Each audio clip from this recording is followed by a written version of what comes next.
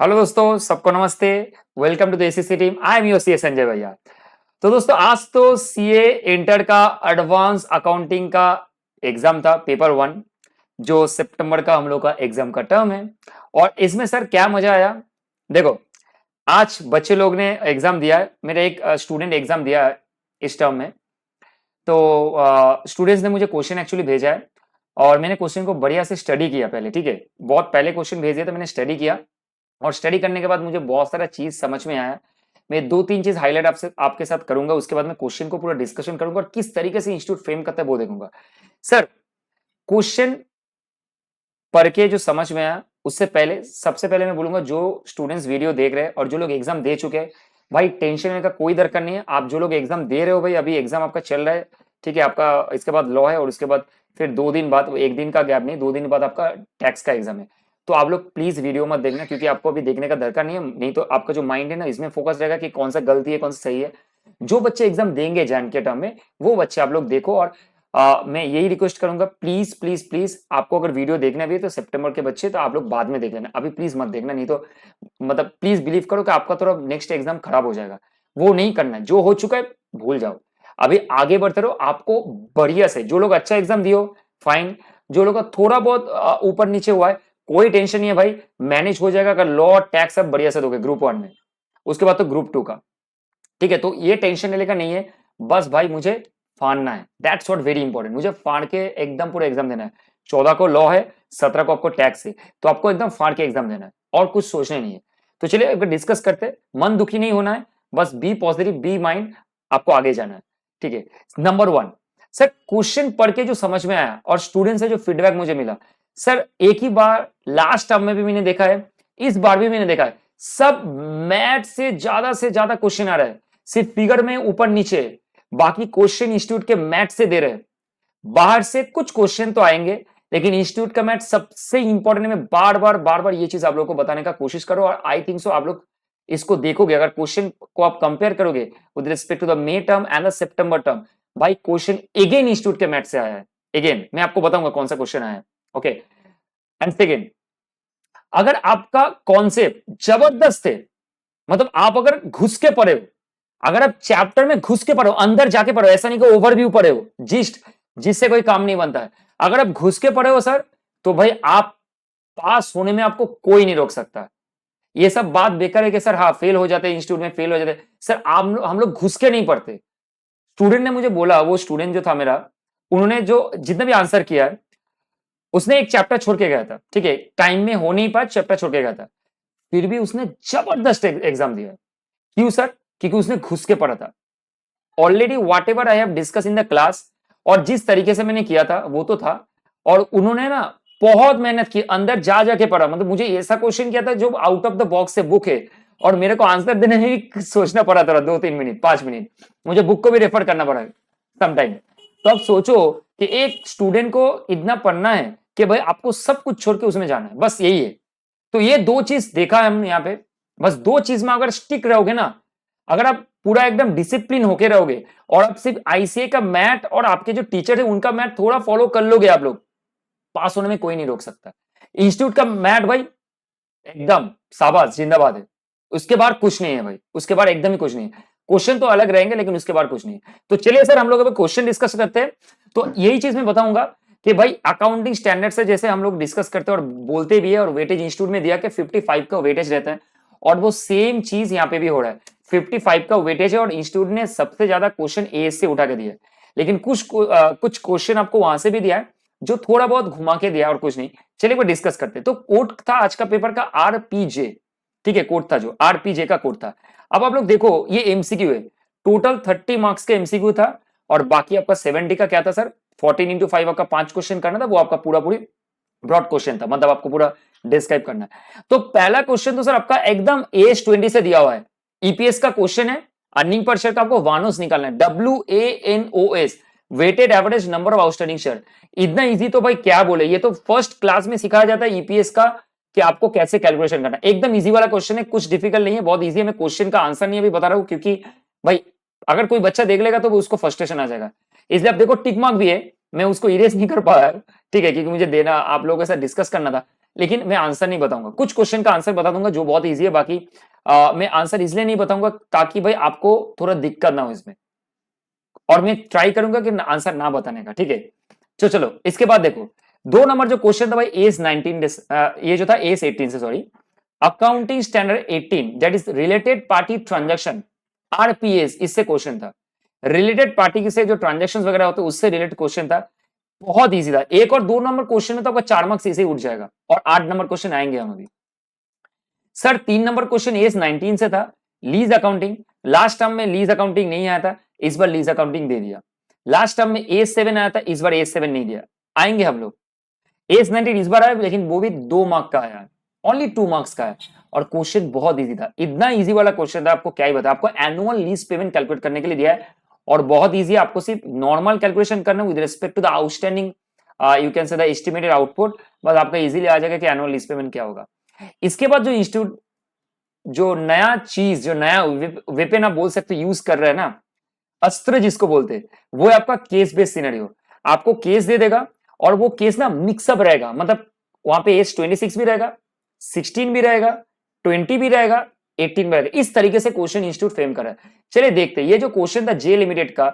जे limited ने ये जो क्वेश्चन दिया है, इसमें आप देखोगे कि फाइनल अकाउंट्स का एक पूरा आपका डिटेल्स दिया हुआ है यहाँ पे, और इसके साथ आप देखोगे जे लिमिटेड में यहाँ पे कुछ इंटरनल रिकंस्ट्रक्शन, देखो आप यहाँ पे लिखा decided to reconstruct the company for which necessary resolution was pass.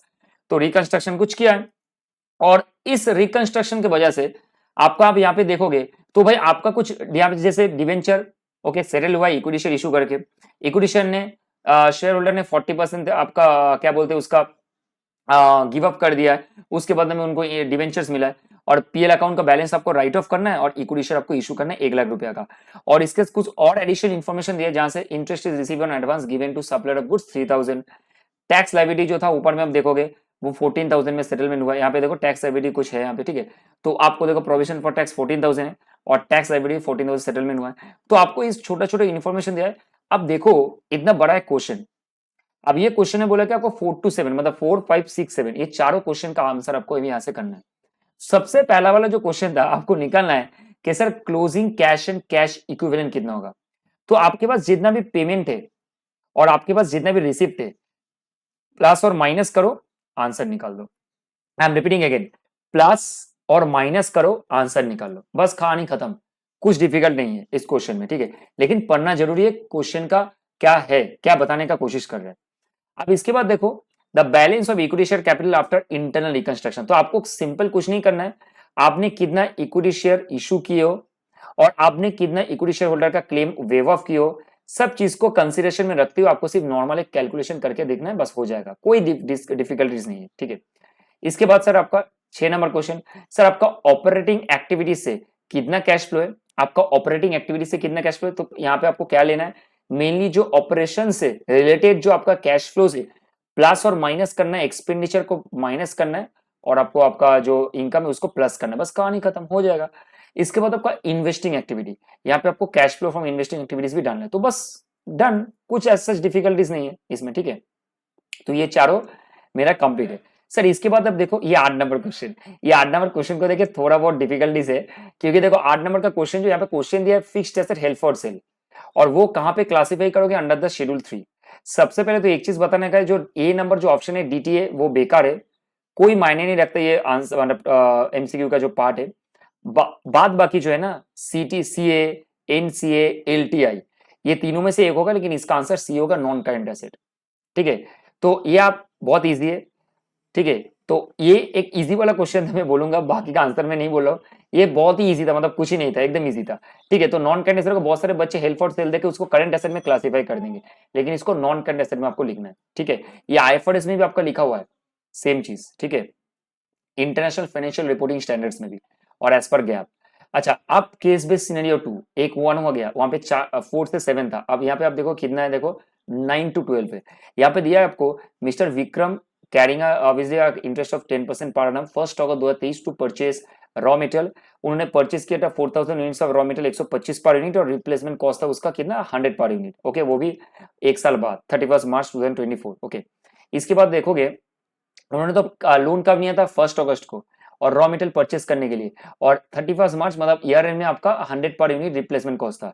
Labour charges incurred कुछ हुआ था, वेरिएबल ओवरहेड कुछ इंकर हुआ था जो कि 1 lakh to produce 1000 units of FG. 1000 units of FG are produced with raw material. For every unit of FG produced 2 units of raw material are required. Net NRV आपको दिया हुआ है यहाँ पे। All the finished goods produced are lying in the stock as on 31st March 2024. There is no opening stock of raw material and finished goods. Mr. Vikram used 1500 units of raw material to construct an asset. Qualifying asset है labor and other overhead charges incurred on construction of asset और 90,000 and mister Vikram ने pay किया 15,000 to install the asset at factory premises. आप देखो यहाँ पे बहुत सारी इंफॉर्मेशन है। पहले तो लोन लिया है, 6 लाख रुपए का लोन आपने अवेल किया है विक्रम ने, और आपको वो 1 अगस्त में है। And after that if you see here that 4,000 units were purchase of raw material 125 और you are replacing those raw material का cost जो है वो 100 rupees per unit है, replacement cost जो है। And also if you see here labour charges variable overhead आपका 1 lakh to produce 1000 units. अब उसके बाद आप देखोगे यहाँ पे कि जो रॉ मटेरियल्स है उसमें आपका देखोगे 1000 units of FG are produced हुआ with raw materials, and every unit जो है आपका उसमें एक एफजी बनाने के लिए आपको 2 यूनिट ऑफ आरएम चाहिए, और एनआरवी आपको दिया हुआ है, और आपका all finish goods are lying in the stock as on 31 March 2024, मतलब 1000 यूनिट ही आपका स्टॉक में लाइंग है, ठीक है। और इसके बाद देखो कोई ओपनिंग स्टॉक नहीं है, ओके, एफजी का और आरएम का। मिस्टर विक्रम ने यूज किया 1500 unit of raw material to construct an asset, labour overhead charges इतना खर्चा हुआ है, ओके। अब हम नीचे आते हैं। अब देखो mister Vikram use balance of loan proceed 1 lakh to invest in equity share of P Limited. He purchase 9000 equity share of rupees 1 lakh on 25 March 24। The P Limited declare dividend and paid also dividend 20% on 38 March for previous year 23-24। Now देखो 9 से 12 क्या दिया। सबसे पहले तो A16 में कितना interest cost capitalised होगा और कितना पीएल में चार्ज होगा वो आपको बताना है। सिंपल सा बात है सर। यहाँ पे देखो क्या लिखा है, amount of interest to be capitalised and the amount of interest to be charge to PNL, अब वो आपको बताना है। सिंपल सा बात, ठीक है। नेक्स्ट क्वेश्चन तो समझ रहे हो आप। A16 से देखो A16 में कंप्लीट नहीं हुआ है, अभी आएंगे हम लोग नीचे। अब देखो यहाँ पे सर आपका फिर से A13 आ गया। सर A16 से A13 आ गया, ऑब्वियसली क्योंकि यहाँ पे मिक्सअप है। कैसे आया सर A13 यहाँ से आएगा। A13 आपका यहाँ से आएगा, जो ये जो इन्वेस्टमेंट किया ना इक्विटी शेयर्स में, जो इक्विटी शेयर परचेज किया 1 लाख रुपया का, यहाँ से आएगा। तो आपको वो समझना है लॉजिक, कहाँ से कौन सा पैराग्राफ आपके लिए मतलब रेलिवेंट है for answering any particular standard. So वो स्टैंडर्ड्स आपको आंसर करने के लिए आपको रेलिवेंट पैरा में जाना पड़ेगा। तो आपका 10 जो लास्ट पैरा है उसमें रेलिवेंट है। और लास्ट में देखो आपका क्या क्वेश्चन दिया है, क्लोजिंग स्टॉक का वैल्यू, मतलब आप बोल सकते हो कि एज 2 को फॉलो करके आपको एफजी एंड आरएम का वैल्यू निकालना है, ठीक है। 11 नंबर क्वेश्चन। और आप 12 नंबर क्वेश्चन में आ जाओ। यहाँ पे आपका एज 10 मतलब सेल्फ कंस्ट्रक्टेड एसेट का क्या वैल्यू होगा एज पर एज 10, वो आपको बताना है सर। कॉस्ट क्या होगा, सिंपल वो आपको बताना है सर। आपका यहाँ पे कॉस्ट कितना होगा सर, बहुत सिंपल सर। तो सर ये भी समझ में आ गया, कोई दिक्कत नहीं, इजी था क्वेश्चन। हाँ थोड़ा बहुत कैलकुलेटिव था, मैंने क्या बोला था आपको शुरू में, आपको थोड़ा डीप डाउन होना पड़ेगा इसमें, तब जाकर आपको थोड़ा क्वेश्चन पूरा इजीली समझ में आएगा। लास्ट क्वेश्चन जो था 30 नंबर क्वेश्चन, आप देखोगे यहाँ पे केस बेस्ड सिनेरियो था। यहाँ पे फिर से एक चीज वही यहाँ पे क्वेश्चन आप देखोगे तो यहाँ पे गुड सेल किया होता 22 लाख का 1 फेब 24 में, और वो गुड्स जो था रिक्वेस्ट ऑफ द बायर वो डिलीवर किया गया 10 अप्रैल को। 1 फेब को खरीदा था, मतलब 24-25 financial year, sorry 23-24 financial year में, लेकिन वो डिलीवर हुआ 24-25 फाइनेंशियल ईयर में। That is the basic difference in the first paragraph, okay. Now K Limited जो है उन्होंने सोल्ड किया 2 lakh goods on approval basis, sale on approval basis, okay, to Sheetal.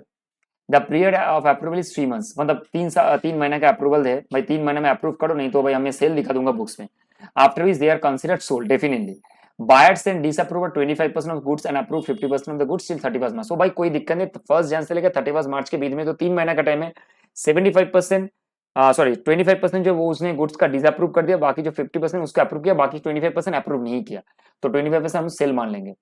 Ravi Kumar has commenced legal action against the K Limited for supply of faulty goods of claim damages. The lawyer of K Limited have advised that it is not remote yet, okay, that resources may be required to settle the claim. Legal cost to be incurred irrespective of the outcome. The case is 45%. Settlement amount if the claim is required to be paid 5 lakh. बढ़िया sir, यहाँ पे आपको claim settlement का amount है 5 लाख, और आप देखोगे यहाँ पे लीगल कॉस्ट भी है जो कि इंकर होने वाला है। I am repeating the language, देखो यहाँ पे लीगल कॉस्ट टू बी इंकर, मतलब सर अभी इंकर नहीं हुआ है, समझ रहे हो मेरा बात। सर अभी लीगल कॉस्ट इंकर नहीं है, होने वाला है सर, होने वाला है, होगा। Got it sir.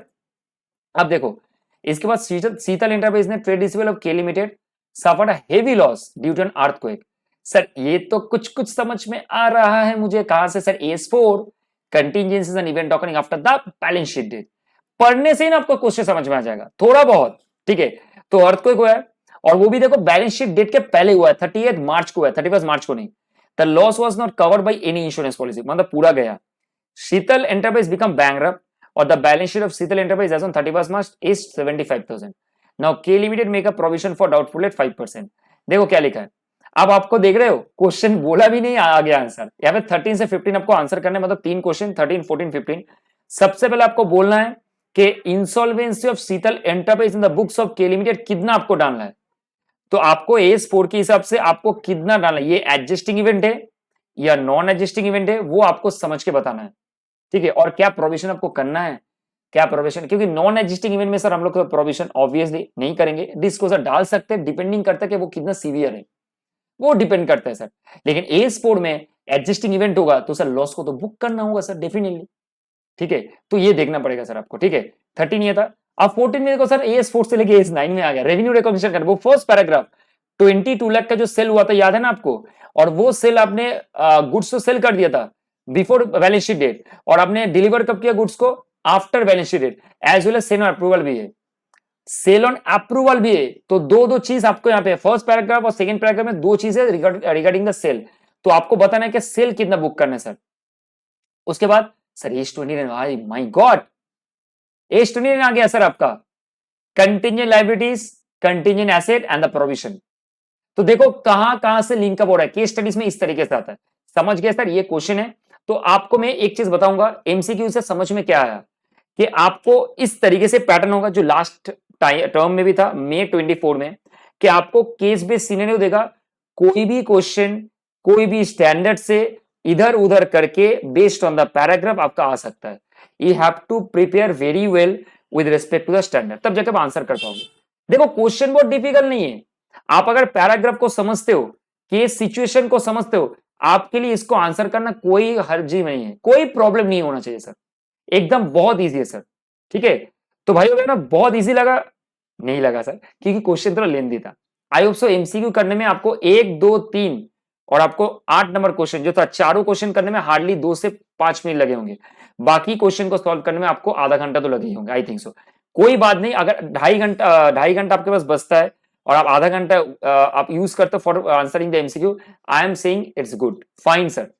अगर आपको कॉन्फिडेंट है कि आप 30 में से भाई 24 ला पाओगे, 3 क्वेश्चन मैंने गलत दे दिए आंसर मान के चलो, तो आपके लिए 80% मतलब बहुत सही है, यहां से 24 मतलब भाई माशाअल्लाह। तो चलिए सर, मेरा MCQ का तो डिस्कशन सर हो गया। अब हम लोग ना डिस्कशन जो करेंगे वो मेन जगह पे आ जाएंगे, जो है आपका एक्चुअल में जो 70 मार्क्स का जो मेन पार्ट है, वो अभी हम लोग डिस्कशन करेंगे सुपरबली, ठीक है। ये MCQ पार्ट हो गया सर, MCQ में कोई दिक्कत नहीं, MCQ पार्ट पूरा कंप्लीट है, चलेगा सर, ठीक है। अब हम लोग जो डिस्कशन करने वाले वो आपका टोटली आप देखोगे, हम लोग जो 14x5 है वो अभी हम लोग डिस्कशन करेंगे टोटली, ठीक है। वो अभी हम लोग पूरा डिस्कशन कर लेंगे। चलिए सर, देखिए मैं स्क्रीन शेयर कर रहा हूं आप लोगों के साथ, ये देखिए सर सेम। अब ये पार्ट 2 है, पार्ट 1 में MCQ था, पार्ट 2 में आपका पूरा ब्रॉड क्वेश्चन है। सर मैं एक चीज आपसे डिस्कस करूंगा, सबसे पहले जो 14x5 था, इसमें क्वेश्चन में इस बार जो मैंने देखा, आपका इतना ब्रेक किया हुआ है ना क्वेश्चन को, कि आपको आंसर करने में भी इजी होगा और आपको मार्क्स कैरी करने में इजी होगा। 4, 5, 4, हाँ कुछ बड़ा क्वेश्चन है जो कॉन्सोलेशन से आया है, अमालगमेशन से आया है, बाकी 4, 5, 4 इस तरीके से दिया हुआ है। तो चलिए 14x5 का डिस्कशन करते हैं। सबसे पहला वाला सबसे पहला वाला क्वेश्चन क्या है सर, क्वेश्चन नंबर 1 है, देखो क्या लिखा है sir, in the following cases record the journal entries for amortisation in the books of Huge Limited on 31 March 24 with reference to AS26। Sir आपको AS26 मतलब इंटेंजिबल एसेट को फॉलो करके आपको क्या करना है सर, जर्नल एंट्रीज को record करना है। ओके, देखो क्या लिखा है, company had acquired patent right for 340 lakh मतलब 3.4 CR, और वो भी 1/4/2022 को, और एस्टिमेटेड प्रोडक्ट लाइफ है 4 साल। Amortisation was decided in the ratio of estimated future cash flow which are as under. तो 4 साल में आपको क्या करना है सर, इसको इस रेशियो में आपको अमोर्टाइजेशन करना है, और कॉस्ट कितने सर 340 लाख। आपको इस रेशियो में देखो क्या लिखा है, फ्यूचर कैश फ्लो कितना आएगा, इतना आएगा सर, आपको अमोर्टाइज करना है। कितना इजी है सर, कितना इजी है, आपको तो बोल ही दिया है ना, यहाँ पे आपको रेशियो गिवन है, कितना इजी अमोर्टाइज करना है, जस्ट आपको रेशियो के हिसाब से, बस खत्म सर, एज सच कोई डिफिकल्टी नहीं है सर, 4 मार्क्स का है। Next question, the company had developed know-how by incurring expenditure of 80 lakh the know how has been used by the company since 1/4/18, वो 1/4/2018 से, मतलब फाइनेंशियल ईयर 18-19, और यूजफुल लाइफ कितने सर 8 साल from the year of commencement of its use. The company has not amortised the asset until 31 March 24। Sir 8 साल से asset का use हो रहा है, यूजफुल लाइफ कितना है सर 8 साल है, मतलब 8 साल नहीं सॉरी, मतलब 8 साल यूजफुल लाइफ। सर आपका 1/4/18 में क्या है सर यूज करना, देखो company know has been used कब से 1/4/18 से, आपको करना चाहिए ना एमोर्टाइजेशन, सर करना है सर, एक्चुअल में करना है, तो सर करना चाहिए मुझे एमोर्टाइजेशन, ठीक है। तो सर क्वेश्चन अच्छा था, 4 मार्क का क्वेश्चन था, दो पार्ट में बचा हुआ है, दोनों क्वेश्चन ही आप देखो, आपको अगर 2 नंबर क्वेश्चन भी नहीं आएगा तो अगर 1 नंबर सॉलिड करके आता तो 2 मार्क्स मिल जाएगा, इतना ब्रेक करके दिया, 2 क्वेश्चन मतलब 2-2 होगा, यहाँ पे ऐसा नहीं बोला लेकिन आई एम प्रिज्यूमिंग दैट 2-2 होगा, गॉट इट। उसके बाद देखो Pandora, question number B, again 5 marks, और ये क्वेश्चन जबरदस्त था, ये एस 15 का क्वेश्चन है, एम्प्लॉय बेनिफिट प्लान, और यहां से जो क्वेश्चन आता है आपको कुछ नहीं निकालना है, आपको सिंपली यहाँ पे देखो आपको दिया हुआ है fair value of plan asset कितना है, ओके, उसके बाद बेनिफिट कितना पेड आउट करना है आपको, इनवर्ड कंट्रीब्यूशन रिसीव कितना है, fair value of plan asset on the closing, opening closing दोनों दिया है, एक बार 5 लाख एक बार 7.5 लाख, और बेनिफिट आपको 63,000 और इनवर्ड कंट्रीब्यूशन 1,42,000। आप अगर देखोगे 1/4/23 में the company made following estimate based on its market studies and prevailing scenes. आप देखो यहाँ पे क्या क्या दिया है, सबसे पहले सर आपका interest and dividend income after tax payable by the fund कितना दिया 10.50, realised gain on plan asset 2, fund administrative cost -2% sir negative, expected rate of annual return 10.5%। तो sir interest is compounded annually, fine sir ये समझ में आ गया, ठीक है। आपको क्या निकलने के लिए बोला है sir, expected and actual return on plan asset, आपको एक्सपेक्टेड रिटर्न कितना हो रहा है एसेट के ऊपर, एंड प्लान एसेट जो आपने की हो उसके ऊपर देखो एक्सपेक्टेड एंड एक्चुअल पेमेंट आपको कितना करना है प्लान एसेट के ऊपर, जो आपका एम्प्लॉय बेनिफिट प्लान है, तो वो आपको कैलकुलेट करना है। सर ये वाला क्वेश्चन भी इंस्टीट्यूट के मैथ से है, लेकिन हाँ क्वेश्चन थोड़ा घुमा के दिया, मोर और लेस यू कैन से this question is from the institute math से। सर समझ में आ गया, बहुत बढ़िया क्वेश्चन है, इजी क्वेश्चन है, ठीक है, अच्छा क्वेश्चन है, इजी नहीं बोलूंगा, अच्छा क्वेश्चन है, ठीक है। आप समझ रहे हो क्वेश्चन जिस तरीके से इंस्टीट्यूट ने प्रेजेंट किया है, थोड़ा लेंदी है क्वेश्चन, मतलब फिर से देखो जितना ब्रेक करेंगे मार्क्स तो कैरी होगा, और क्वेश्चन भी लेंदी, आपको ज्यादा से ज्यादा क्वेश्चन का आंसर करने पड़ेंगे, तो क्वेश्चन लेंदी होते जा रहा है। अब सी में आ जाओ, पहले 4 था, ए में उसका 2 पार्ट, बी में 5, और इसमें भी 5, डेल्टा लिमिटेड। डेल्टा लिमिटेड का जो क्वेश्चन है सर, मैं आपको ये चीज बोलूंगा, ये जो क्वेश्चन है मैंने क्लास में कराया था, जस्ट ये वाला क्वेश्चन, और ये जो क्वेश्चन आप देख रहे हो ना, ये क्वेश्चन हम क्या ही बताए, ये क्वेश्चन आपका मेनली एज 22 का क्वेश्चन है, और वो भी क्वेश्चन नंबर 4 है। आप देखोगे ये क्वेश्चन नंबर 4, ओके, आप मैं आपको बता रहा हूँ एज 22 में, आप पेज नंबर मुझे एग्जैक्टली याद नहीं आ रहा है, क्वेश्चन नंबर 4 है आपका, और वो क्वेश्चन नंबर 4 से ये आया हुआ है, क्वेश्चन नंबर 4 एज 22 चैप्टर में इंस्टीट्यूट का जो मैथ है, वहां पे आप जाओ, वहां पे जाके आप देखो, ये वाला क्वेश्चन है एज 22 के चैप्टर में, और ये क्वेश्चन 4 का सेम है, सिर्फ आपका कुछ नहीं, पूरा आपका जो राइटिंग है ना, वर्ड जो है वो सिमिलर है, सिर्फ आपका फिगर चेंज किया हुआ है, वहां पे फिगर जो था वो थोड़ा स्मॉल है, यहाँ पे फिगर को थोड़ा इंक्रीज कर दिया गया है, जैसे 34 लाख 50, वहां पे फिगर थोड़ा कम है, 11 लाख 23 लाख एक्सेट्रा, और कोई चेंज है क्वेश्चन में, पैटर्न में कोई चेंज नहीं, सब सिमिलर है, ए टू जेड सिमिलर है, कोई डिफरेंस नहीं है सर एकदम, ठीक है, तो क्लियर है सर एकदम। तो ये क्वेश्चन में सर आपको पूरा मार्क्स मिल जाएगा, और बहुत इजी क्वेश्चन है, आपको कुछ नहीं करना है, आपको सिर्फ टाइमिंग डिफरेंस यहां से निकालना है, आपको सिर्फ यहाँ पे timing difference, income tax purpose and as per books of accounts, आपको उसके हिसाब से टाइमिंग डिफरेंस निकालना है, और उसके हिसाब से आपको देखना है कि डिफर्ड टैक्स एसेट कितना हो रहा है, डिफर्ड टैक्स लायबिलिटी डीटीएल कितना हो रहा है, वो आपको दिखाना है, बस और कुछ नहीं, एकदम ईजी है सर, बहुत ईजी है, ठीक है। अब इसके बाद देखो क्वेश्चन नंबर 2 में आ जाते हैं, ये 14 मार्क्स का है। अब ये जो क्वेश्चन है सर, आप देखोगे ये क्वेश्चन, आप देखो ट्रायल से सिवन मिनट का, और यहाँ पे पूरा चीज है, ये क्वेश्चन जो है, ये क्वेश्चन आपका एफएससी का है, फिनेंशियल स्टेटमेंट ऑफ कंपनीज का क्वेश्चन है, और ये क्वेश्चन नंबर 2 है, क्वेश्चन नंबर 2, और पेज 25, इसमें मैंने पेज लिख के रखा था, मुझे याद था, पेज 25 क्वेश्चन नंबर 2 आप जाओ, एफएससी का जो चैप्टर है, चैप्टर नंबर 11 में आपको दिख जाएगा, FSc financial statement of companies, वहां पे डीटो क्वेश्चन है, सिर्फ फिगर फिर से मैं बता रहा हूँ, फिगर चेंज है और कुछ नहीं है, पूरा डीटो क्वेश्चन है, कॉपी पेस्ट आप बोल सकते हो, सिर्फ फिगर चेंज है सर। अब यहाँ पे देखोगे क्वेश्चन में एज सच कोई डिफिकल्टीज नहीं है, कहां पे हम लोग को डिफिकल्टीज होगा ऐसे स्टूडेंट सर, सस्पेंस अकाउंट में, देखो आप सस्पेंस अकाउंट दिया यहाँ पे आपका 3000 का सस्पेंस दिया, और नीचे में देखो एग्जाम्पल में आता हूं, आपको कंपनी बोनस शेयर इशू किया है 1:2 रेशियो में, ठीक है, एंड कोई भी एंट्री नहीं किया तो आपको पास ऑन करना है, बोनस इशू का जो एंट्री होगा आप रिजर्व जो यूज करोगे, रिजर्व यूज करके आपको बोनस शेयर का एंट्री पास ऑन करना है। उसके बाद आपका ऑथोराइज कैपिटल जो है वो आपको 35,000 इक्विटी शेयर ऑफ 10 ईच होगा। Company on advice of the independent valuer land को रिवैल्यू किया 2,45,000। अब लैंड यहाँ पे देखोगे वैल्यूएशन कितना लैंड का, यहाँ पे आप देखो लैंड का वैल्यूएशन आपको दिया है 1,48,000, आपको 2,45,000 करना है, मतलब आपको लैंड का वैल्यू इंक्रीज करना है, ठीक है, रिवैल्यूएशन में लैंड का वैल्यू इंक्रीज करना है। डायरेक्टर ने डिविडेंड डिक्लेयर किया वो भी 5 अप्रैल को। आप कौन से ईयर का बैलेंस शीट बना रहे हो, ये 31 मार्च 2024 को, और यहाँ पे 5 अप्रैल को 2024 को डिक्लेयर किया है। Also transfer profit 10% to GR. अब सस्पेंस अकाउंट जो 3,000 दिख रहा है ये क्या है, represent cash receive for the sale of some machinery on first day of the financial year 23-24। Cost of this machine is 10,000, accommodation is there on 8,000। So दोनों के बीच में डिफरेंस कितना सर, 2,000।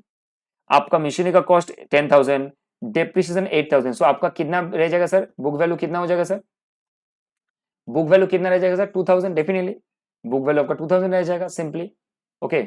इसके बाद देखो डेप्रिसिएशन दिया है 10% आपको चार्ज करना है, प्रोविजन फॉर इनकम टैक्स भी आपको चार्ज करना है 30%।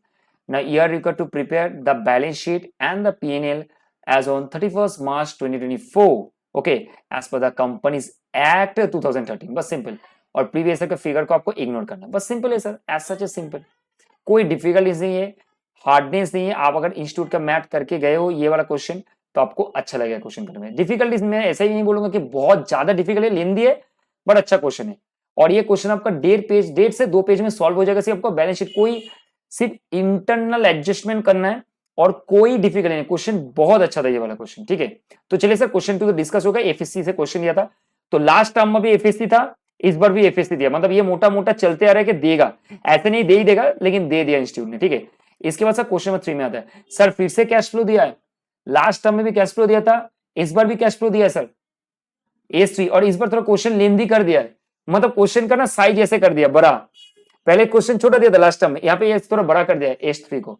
आप देखो क्या दिया है, टोटल सेल आपको दिया हुआ है, टोटल सेल आपको दिया हुआ है 380 lakhs, out of which cash sale amount 262 lakh, receive from credit customer during the year total 134 lakh, total purchase for the year amounted to 220 lakh, out of which 80% are credit purchase, opening balance in credit 84 lakh and closing balance in credit is 92 lakh, supplier of other consumables and services were paid 19 lakhs, okay, in cash, employee of the enterprise were paid 20 lakh in cash, fully paid pay share of the face value of 32 lakhs were redeemed।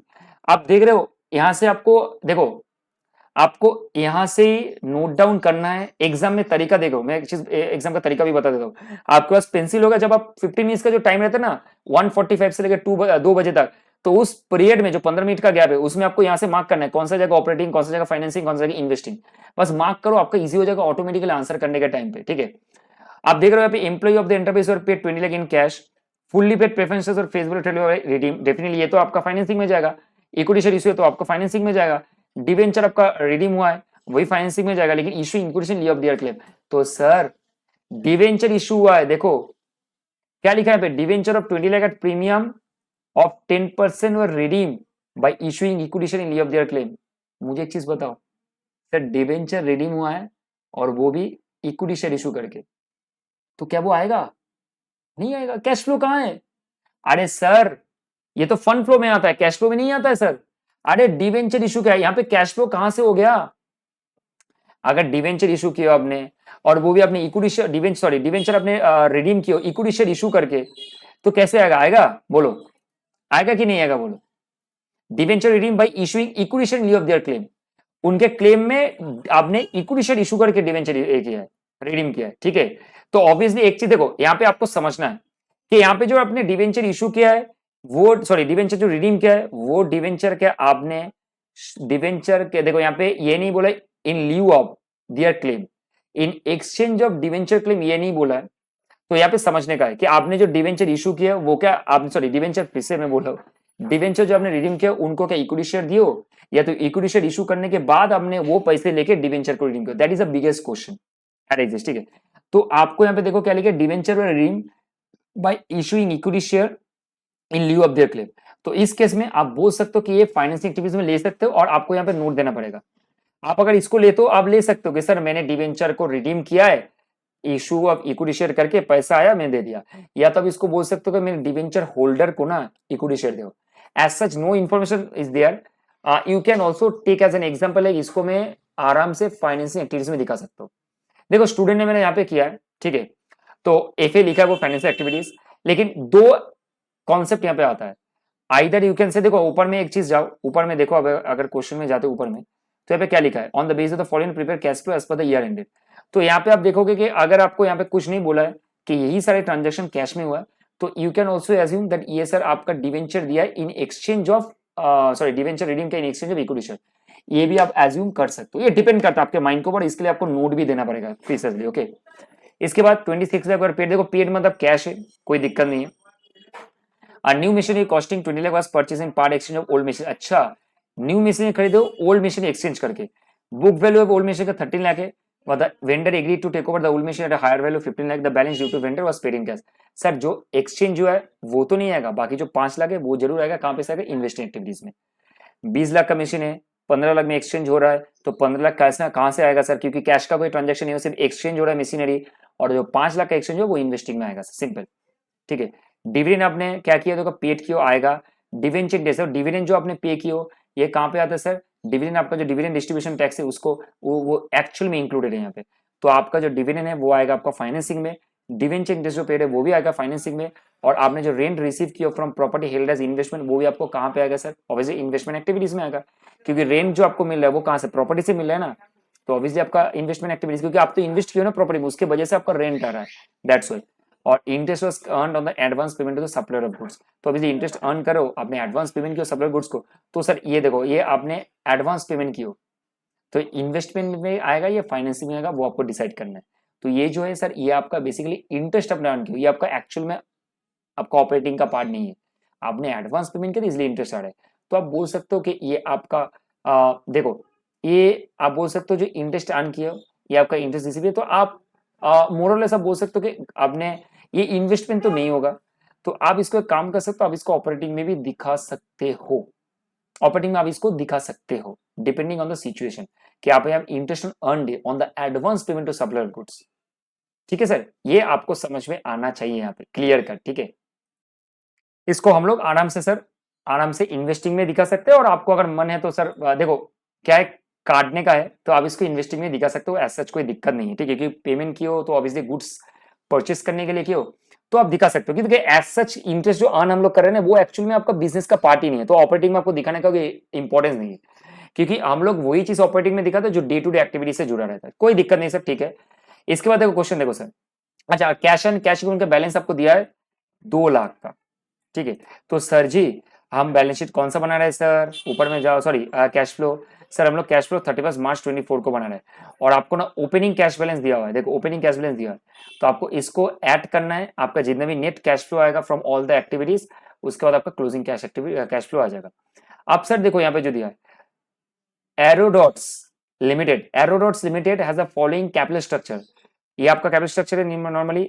Okay, यहाँ पे और एक interesting चीज IAR दिया है, investment allowance reserve, infrastructure development reserve, और ये question है ना बाईबैक का, ये बहुत अच्छा क्वेश्चन है, और ये भी क्वेश्चन इंस्टीट्यूट का मैथ का एक क्वेश्चन है, not a similar question but more और लेस सिमिलर क्वेश्चन। ये आप देखेंगे बाईबैक का question number 20 sorry question number 5 page number 24, page 24 question number 5 में आप देखोगे तो ये वाला क्वेश्चन इस टाइप का है, मैं नहीं बोल रहा हूं।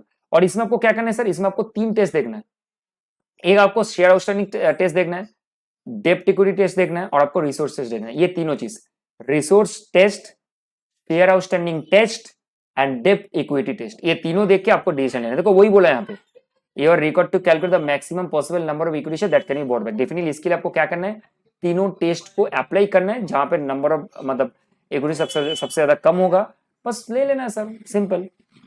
जहां पे आपको देखोगे यहाँ पे कि सर देखो एक लिमिट भी होता है, कितना मैक्सिमम परमिसेबल होता है वो आपको देखना है, टेस्ट को एनालाइज करना है, करने के बाद आपको डिसीजन लेना, बस सिंपल एज इट इज। और इसके लिए आपको क्या करने के लिए बोले, सिर्फ जस्ट कैलकुलेट करना और कुछ नहीं, कोई जनरल वर्णन नहीं करना है, तो बहुत ईजी है सर, बहुत ईजी है सर, ये एकदम आप आराम से कर सकते हो। ठीक है, और यहाँ पे बोला कि रेजोल्यूशन और आर्टिकल्स जो authorise by articles and the resolution जो पास करना था वो पास कर चुके हैं। बढ़िया सर, बढ़िया क्वेश्चन है। इसका क्वेश्चन 4 में आ जाओ, well limited and nice limited. अच्छा ये क्वेश्चन जो था, ये क्वेश्चन बहुत कम स्टूडेंट आई थिंक सो बहुत कम स्टूडेंट अटेंड किया, क्योंकि क्वेश्चन ही देखो आप कितना बड़ा है पढ़ते। ये एक्चुअली एज 14 से मतलब अमल कमीशन का क्वेश्चन है, आप देखो कितना बड़ा है क्वेश्चन। आपको नाइस एंड वेल का बैलेंस शीट दिया हुआ है, ये नॉर्मल एक प्लेन बैलेंस शीट है, और क्वेश्चन बहुत ज्यादा लेंदी है। आप देखो अभी करंट एसेट हो गया, टोटल हो गया, इसके बाद नोट्स टू अकाउंट्स चल रहा है, अभी सर चल रहा है प्रेफरेंस शेयर्स भी है, दो तरीके का प्रेफरेंस शेयर से आपका यहाँ पे रिजर्व सरप्लस है, डिवेंचर भी दो तरीके का है, बैंक से भी लोन है, डेटर भी है, बीआर भी है, केटर भी है। ओ बाबा, मोटा मोटा आप पकड़ के चलो कि 2.5 पेज का क्वेश्चन है सिर्फ। उसके बाद अभी क्वेश्चन खत्म नहीं हुआ है। On 31st March 24 Nice Limited absorb business of Well Limited, तो absorption simply for every 5 equity share held by the equity share Well Limited that receive 3 equity share, मतलब रेशियो कितने सर 3:5, 5 शेयर के बदले में 3 शेयर दिया, ठीक है, और वो भी प्रीमियम 20 में दिया। 10% debenture holder to be allotted such 9% debenture in Nice Limited as would bring the same amount of interest. 10% preference shareholder of Well Limited are to be paid at 10% discount by issue 9% pref share at par in Nice Limited. Bank agreed to waive off the loan 270,000 of Well Limited. So bank waive कर देगा 270,000 का, मतलब जो आपका loan है। Expense और liquidation दिया हुआ है। Inventory of Well Limited taken over 10% more than the book value. Debtor of Nice Limited property and equipment का वैल्यू दिया है। Remaining asset liabilities are taken over at book value. तो आपको जनरल एंट्री पास करना है और आपको बैलेंस शीट पास करना है, प्रिपेयर करना है, बस एब्जॉर्प्शन का। बहुत ही अच्छा क्वेश्चन है, लेकिन मेरे हिसाब से थोड़ा लेंदी है। अगर आपके पास कोई ऑप्शन नहीं है तो आप ये क्वेश्चन को हाथ लगा सकते हो। आउट ऑफ टोटल 6 क्वेश्चन एक क्वेश्चन आप आराम से मतलब एक्सक्लूड कर सकते हो अपने आंसर से। ये वाला क्वेश्चन आप एक्सक्लूड कर सकते हो क्योंकि बाकी क्वेश्चन अच्छा है, लेकिन depend on the circumstance, depend on the practice that you made. Okay, so चलिए, ये तो अमलगमेशन का क्वेश्चन था, कुछ नहीं था। Adjustment not a difficult question, लेंदी, ठीक है, और कुछ नहीं। 5 नंबर में आ जाओ। देखो 5 नंबर का जो क्वेश्चन है, ये क्वेश्चन आप देखोगे तो इस क्वेश्चन में आपका मेनली जो है ये आपका कॉन्सोलिडेशन से क्वेश्चन है, एस21 से, मतलब सब्सिडियरी का जो कॉन्सोलेशन है एस21 से कॉन्सोलेशन का है। और आप देखोगे यहाँ पे कूल लिमिटेड बोल के कोई बंदा है, बेस्ट लिमिटेड बोल के कोई बंदा है, बंदा तो नहीं बोल सकते, कंपनी है एक्चुअली। बेस्ट लिमिटेड ने कूल को एक्वायर किया है और बेस्ट लिमिटेड ने गुड को भी एक्वायर किया, लेकिन दोनों में अंतर है। बेस्ट ने जो कूल को एक्वायर किया उसमें 80% और बेस्ट ने जो गुड को किया वो 25%, ठीक है। आप देखो यहाँ पे बैलेंस शीट दिया हुआ है यहाँ पे, और इस बैलेंस शीट में आपको पीएल अकाउंट का क्रेडिट बैलेंस दिख रहा है। और एक मजेदार चीज, क्योंकि बेस्ट और कूल जो है, ठीक है, आप देखो बेस्ट ने कूल को भी लिया है और बेस्ट ने गुड को भी लिया है। आप देखो इन्वेस्टमेंट में बेस्ट के बैलेंस शीट का जो इन्वेस्टमेंट है वहां पे 1750, तो वी ऑल नो दैट जो भी इन्वेस्टमेंट हम लोग सब्सिडियरीज में करते हैं वो आपके बैलेंस शीट में इन्वेस्टमेंट में आते हैं, करेक्ट, ये हमको पता है सर, हम लोग को पता है। और सबसे इंपॉर्टेंट इन्वेस्टमेंट इनके खाते में भी है, और लेकिन गुड में कोई इन्वेस्टमेंट नहीं है सर, ठीक है। तो उसके बाद एडजस्टमेंट चलते sir. The PL account of कुल limited showed a credit balance. So जो पहला सब्सिडी है जो 80% जिसमें इन्वेस्टमेंट है उसका पीएल का बैलेंस है 30,000, वो ओपनिंग बैलेंस है। तो आपको ओपनिंग बैलेंस को ऑब्वियसली आपको निकालना पड़ेगा, ठीक है, कि आपका कितना शेयर ऑफ होल्डिंग जो 80% उसके हिसाब से आपको माइनॉरिटी इंटरेस्ट और आपको खुद को एलोकेट करना है। उसके बाद सब जीआर का balance bought forward from the previous year है। 31st March bill payable in Cool Limited balance sheet were accepted in favor of Best Limited. However, the date of balance sheet only 3 lakh of these acceptance in hand, the rest having been endorsed in favor of Cater. तो ये क्या है sir, ये ऐसा एक question है, ये भी बुक का क्वेश्चन है। The same question is also from the book question, लेकिन वहां पे 3 एक साथ में नहीं था, वहां पे 2 था, तो यहाँ पे 3 क्वेश्चन एक साथ में दिया। यहाँ पे आपका सेटलमेंट करना है, यहाँ पे आपका सेटलमेंट करना है, वो भी इंटर कंपनी का। क्या होगा सर, क्रेडिटर के फेवर में कुछ सेटलमेंट करना है और बाकी बिल्स पेबल का आपका एडजस्टमेंट करना है, that's all. Best Limited purchase goods costing 5 lakh from Cool Limited at a price 6,50,000। बढ़िया। अरे बेस्ट लिमिटेड ने गुड्स कॉस्टिंग 5 लाख है, जो उसने खरीदा कितना में 6,50,000 में, and the entire goods remain unsold. तो मतलब क्या है, आपको अनरियलाइज्ड प्रॉफिट ऑन स्टॉक जो है ना वो भी यहाँ पे निकालना है। तो अनरियलाइज्ड प्रॉफिट ऑन स्टॉक है, तो इस यहाँ पे होल्डिंग ने सब्सिडियरी से परचेज किया है, तो इस केस में सब्सिडियरी का जो स्टॉक है उसमें घुसा हुआ है, गॉट इट, सब्सिडियरी के स्टॉक में घुसा हुआ है unrealised profit on stock, as well as subsidiary का जो पीएनएल है ना उसमें भी घुसा हुआ है। ये एडजस्टमेंट देखो वो उसने लिखा भी है, सब्सिडियरी के पीएल में भी घुसा हुआ है अनरियलाइज्ड प्रॉफिट ऑन स्टॉक, क्योंकि स्टॉक बढ़ चुका है ऑब्वियसली। अब देखो, अच्छा एक चीज सॉरी, यहाँ पे ये जो कूल लिमिटेड है, कूल लिमिटेड का जो ऑब्वियसली उसने क्या किया 6,50,000, लेकिन अब सोचो जो सॉरी सब्सिडी का नहीं, ये होल्डिंग का जो स्टॉक है उसमें आपका अनरियलाइज्ड प्रॉफिट है। जब आप मर्ज करोगे तो अनरियलाइज्ड प्रॉफिट स्टॉक को माइनस कर दोगे, एंड सर आपका जो सब्सिडी कंपनी है उनका जो पीएनएल है उसमें आपका प्रॉफिट ऐड है, तो उसको भी एडजस्ट करना है। सब्सिडियरी का प्रॉफिट को एडजस्ट करना है, होल्डिंग के स्टॉक को एडजस्ट करना है, जो अनरियलाइज्ड पोर्शन है ऑन द स्टॉक, ठीक है, प्रॉफिट जो है। उसके बाद बेस्ट लिमिटेड प्रिपेयर कर रहा है कॉन्सोलेशन। तो आपको देखो यहाँ पे एक इंटरेस्टिंग चीज है, आपका ट्रेड पेबल टोटल कितना है वो बताना है। बहुत ही अच्छा क्वेश्चन, मतलब क्रेडिटर का एडजस्टमेंट है इसलिए। करेंट एसेट कितना है वो बताना है क्योंकि स्टॉक का एडजस्टमेंट है। माइनॉरिटी इंटरेस्ट बताना है आपको। Goodwill capitalism acquisition of cool limited वो बताना है। Goodwill capitalism acquisition of good limited share वो बताना है। Profit and loss account. देखो आपको यहाँ पे एक चीज समझना है सर, आपको यहाँ पे एक चीज समझना है कि सर आपको यहाँ पे गुड लिमिटेड में आपने जो एक्वायर किया वो आपका 20% है, सॉरी 20% नहीं, यहाँ पे वो आपका कितना है सर 20, देखो यहाँ पे कितना लिखा है सर, गुड लिमिटेड 25% हमने इन्वेस्ट किया है, तो सर ऑब्वियसली वो आपका एसोसिएट है H23, वो आपको एसोसिएट है, तो यहाँ पे तो एसोसिएट का कोई अकाउंटिंग नहीं करने के लिए आपको सिर्फ नॉर्मली करना है। लेकिन यहाँ पे एक चीज रखना है कि आपको कॉन्सुलेट करना मतलब लेना है सर, पूरा पूरा लेना है, ट्रेड पेबल पूरा लेना है, सबका लेना है, ठीक है। कॉन्सुलेट तो आपको करना है ना, तो एसोसिएट को भी तो कॉन्सुलेट करोगे, पीएल आपको कॉन्सुलेट करना है, जेएन कॉन्सुलेट करना है, तो आपको सिर्फ तीनों का कॉन्सुलेशन करके बताना है कितना अमाउंट होगा। आप एक चीज बता दो, इस क्वेश्चन में फायदा क्या अटेंड करने में, इतना सारा 9 question ask in 14 marks question, तो आपका पार्ट मार्किंग होगा। अगर 9 में से अगर आपका 5 भी करेक्ट हुआ तो उसमें आपको कुछ पार्ट मार्किंग तो मिल जाएगा सर, इससे फायदा आपका होगा।